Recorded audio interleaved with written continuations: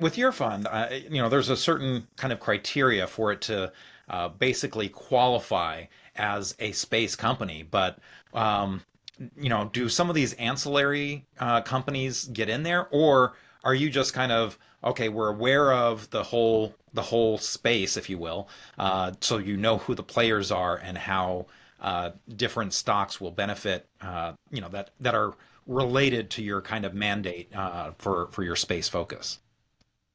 So we are a passive fund. We track the S Network Space Index, and that's a rules-based, hard, fast rules-based index, which is, as mentioned, it does its quarterly rebalances, semi-annual reconstitutions, and at the reconstitutions times is looking for those various kind of fundamental aspects of companies. It's looking at average daily value traded. It's looking at market cap.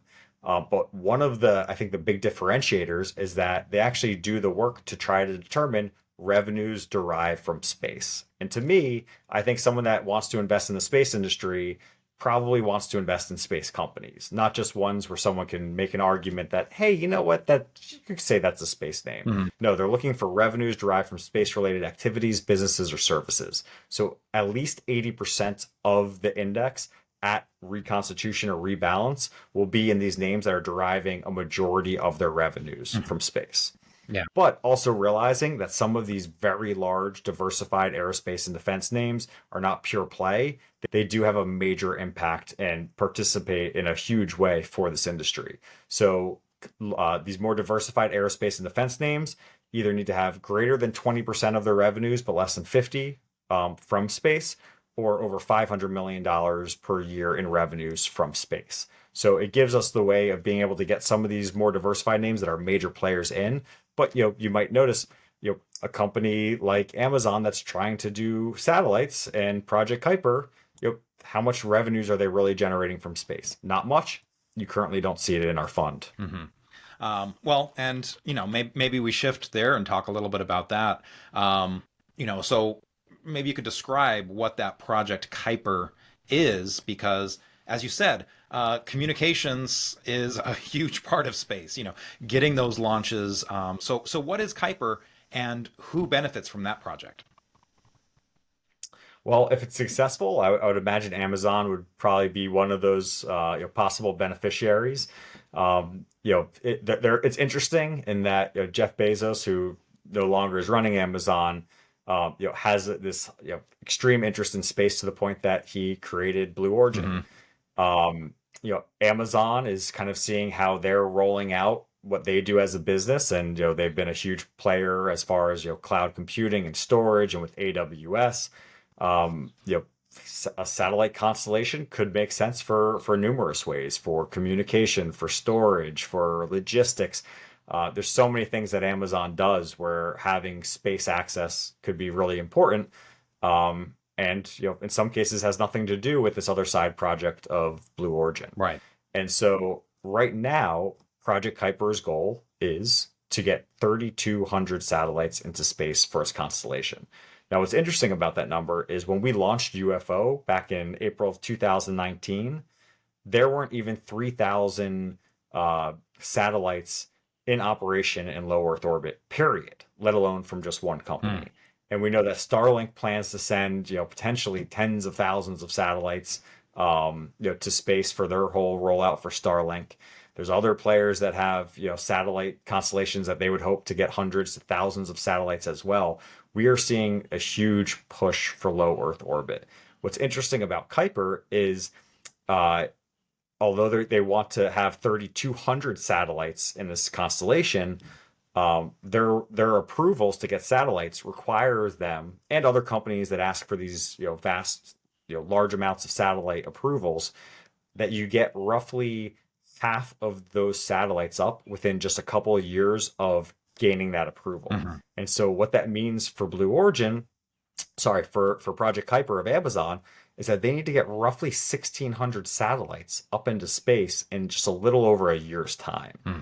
And that's going to be very interesting to see how they play it out. Because the risk is, if you don't get those up, it's possible that you may lose the approval for that back half as well. And so that becomes extremely critical if it's important to have 3,200 satellites and you can only get half up. that could be a tough thing for the company. So they are potentially under a time crunch, which interestingly, they didn't only contract with Blue Origin to be their launch provider. Yeah. And that was strategic because New Glenn isn't necessarily ready to be doing all these launches for them. Hmm.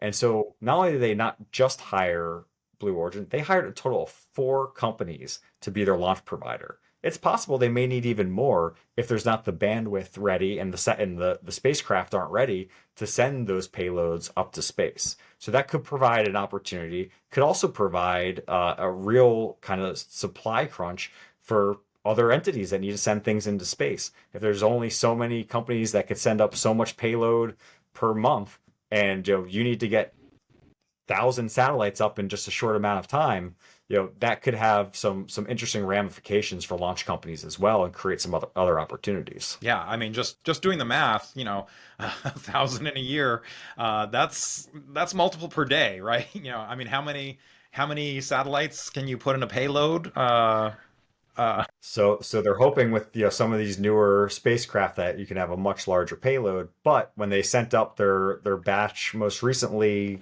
2 weeks ago, I believe it was a couple dozen okay, satellites.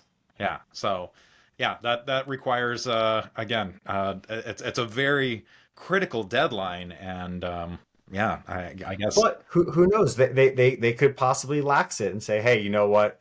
That was a really ambitious, time window. Maybe, we'll give an extra, We'll waive. 6 month cushion. Yeah, right. But it brings up another really interesting thing that I don't think a ton of people are talking about. But like I said, we had roughly a little over 2,000 satellites in operation or spacecraft in operation in low Earth orbit in 2019. Now we already have more than double that. Mhm. We're talking about having tens of thousands of satellites and spacecraft in low Earth orbit over the next several years. You know, that brings in risk as well. And so, to the extent that we start overcrowding Right. low Earth orbit, companies are still going to have ambitions. Governments, militaries are still going to have important things that they need to do. Will they start limiting other companies that come along asking for thousands of satellites for their Hmm. constellations? It's probably going to have to create a much bigger build out of companies that help with monitor, detection, tracking, as well as more solutions for helping to get satellites out of the way. Yeah. Because one big concern is if you have a lot of traffic in space, you could have collisions. And when you have collisions, it's not just an initial collision and everything's done and stuff falls back to Earth. That stuff still is going at orbital speeds around the Earth and could create a massive debris field. Mhm. So that could create other industries for the space industry to help us deal with those problems, to remove the space debris. Many companies want to do it, but there's not really a positive economic model for doing so at the current moment. But as we send things into space, the more things we send, are we going to start cutting back how easy it is to get approvals? So will the companies that are first have an interesting benefit over companies that try to come about later and do similar things? So there's a really interesting time period right now. And a lot of this again is going to shine the light on launch providers and how much can they launch, and are they going to help other companies try to beat their deadline?